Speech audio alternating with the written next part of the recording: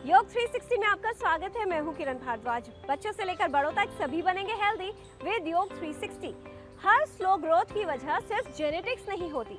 हर बच्चे में मोटापे का कारण ओवर ईटिंग नहीं होता और हर दुबला बच्चा कमजोर नहीं होता।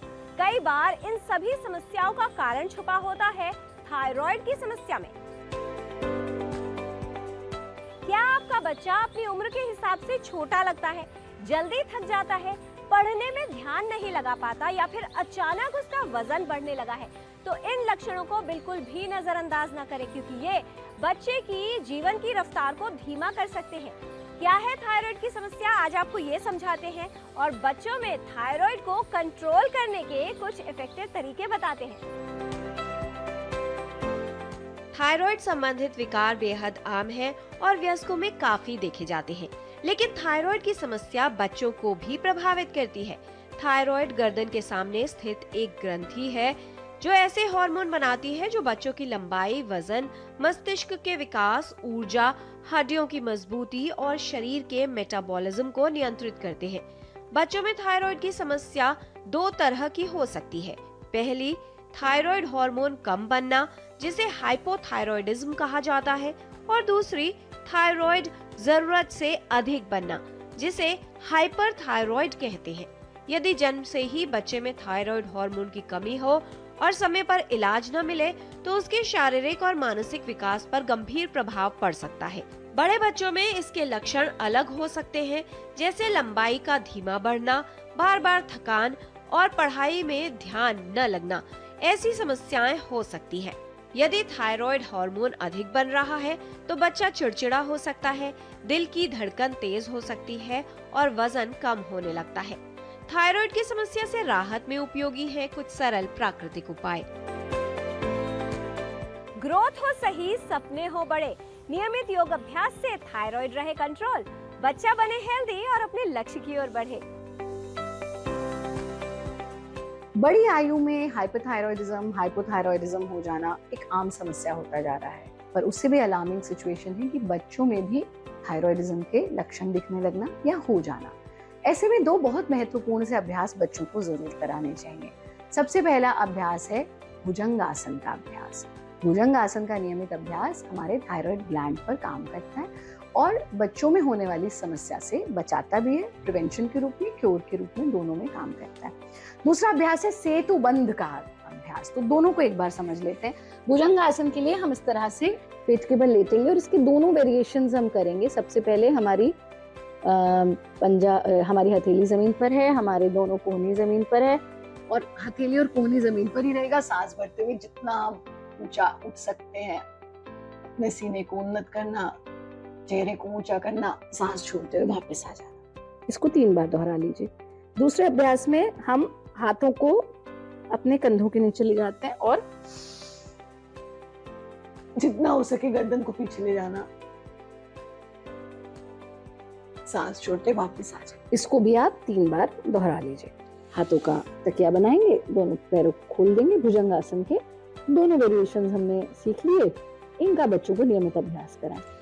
सेतुबंध आसन के लिए हम इस तरह से अपने कमर के बल लेट जाते हैं। सरल अभ्यास है, बच्चे बहुत आसानी से कर सकते हैं। उसका भी इजी वेरिएशन हम आपको बता रहे हैं।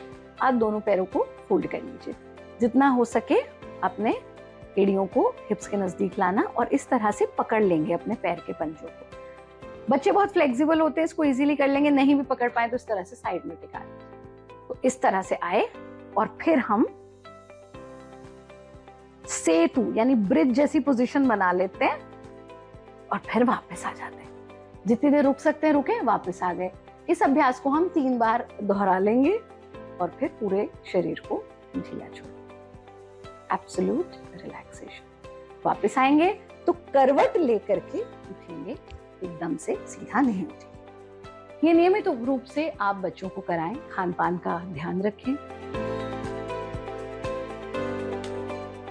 ग्रोथ हो राइट तो फ्यूचर बने ब्राइट। अगर बचाना है बच्चे को थायराइड की समस्या से तो आप भी उनको खिलाइए healthy and balanced diet. Ayurveda में इस रोग का जो डिस्क्रिप्शन है वो गलगंड के रूप में किया गया है। कफ दोष बढ़ने के सारे लक्षण दिखाई देते हैं। बच्चा सुस्त हो जाता है, शरीर में सूजन भी हो सकती है, एक्टिव नहीं रहेगा और वजन बढ़ेगा उसका। तो ऐसी स्थिति में जो आयुर्वेद में भारी खाना बच्चे को नहीं देना है जो देर में पचने वाला हो, उसमें हाई प्रोटीन्स डाइट भी नहीं देना है अपने को। छोले हैं, राजमा है या उड़द की दाल है, इवन अरहर की दाल भी उसको अवॉइड करें। मूंग दाल सबसे अच्छी उसके लिए रही होगी। और मूंग दाल को विभिन्न रूप में हम उसको संस्कारित करके दे सकते हैं, जैसे मूंग की दाल का पापड़ दे दिया या मूंग की दाल को फ्राई करके दे दिया या मूंग की दाल की कभी पकौड़ी भी अगर उसको उसमें रुचि आ रही तो ऐसा थोड़ा बहुत दिया जा सकता है, जिससे वो जल्दी पच जाता है।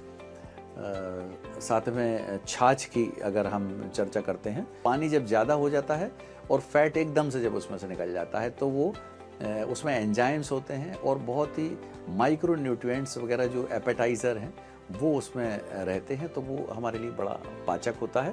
तो थायराइड वाले जो रोगी हैं, बच्चों को भी हम उसको रिकमेंड कर सकते हैं, रायते के रूप में भी उसको दे सकते हैं और आहार के रूप में जैसे भी वो ले ले। आहार में अगर हम और देखते हैं तो जो जैसे गाय का दूध बेस्ट माना जाता है। गाय के दूध से कभी ना तो वजन बढ़ेगा और ना कभी और कोई किसी तरह के कोई उसके साइड इफ़ेक्ट्स होते हैं। थोड़ा बहुत गाय के घी का प्रयोग किया जा सकता है, नस्य के प्रयोग से आराम मिलेगा।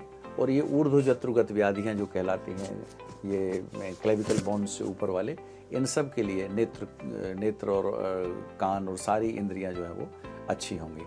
फल सब्जियां, जूस सभी प्रकार के बच्चे को दे सकते हैं। और फल खाने का जो समय आयुर्वेद कहता है वो भोजन के पूर्व है, लगभग जैसे आधा घंटे 1 घंटे जब हम कोई फल खाते हैं तो वो हमको नुकसान नहीं करता। छोटी सी ग्रंथि बड़ा रोल निभाए, बच्चों में मेटाबॉलिज्म और ग्रोथ पर इफेक्ट लाए।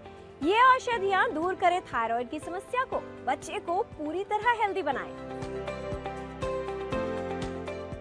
थायराइड की बीमारी बच्चों में बड़ों की तुलना में कम होती है। लगभग 1 से 2% बच्चों में किसी न किसी प्रकार की थायराइड की समस्याएं पाई जाती हैं। आयुर्वेद के अनुसार यह समस्या कफ और वात दोष के असंतुलन और कमजोर पाचन शक्ति के रूप में देखा जाता है।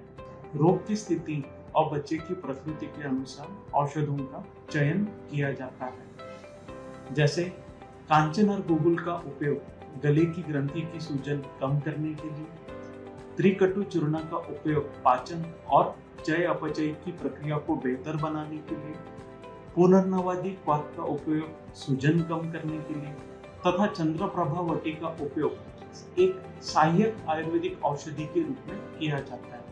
अगर मैं सामान्य मात्रा की बात कहूँ तो कांचनार गुगुल आप आधी से 1 गोली दिन में 2 बार भोजन के बाद गुनगुने पानी के साथ दे सकते हैं।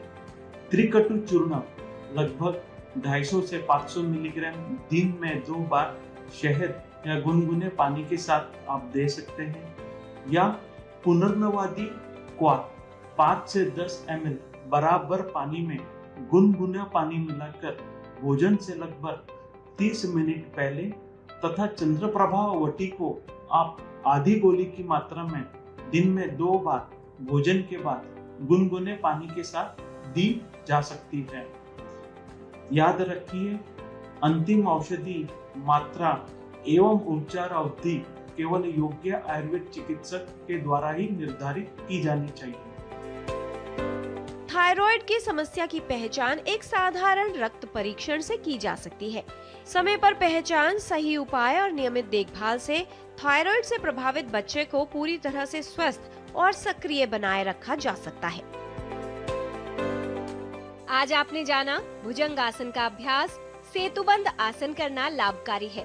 नियमित योग अभ्यास करने से मिलेगा स्वास्थ्य लाभ।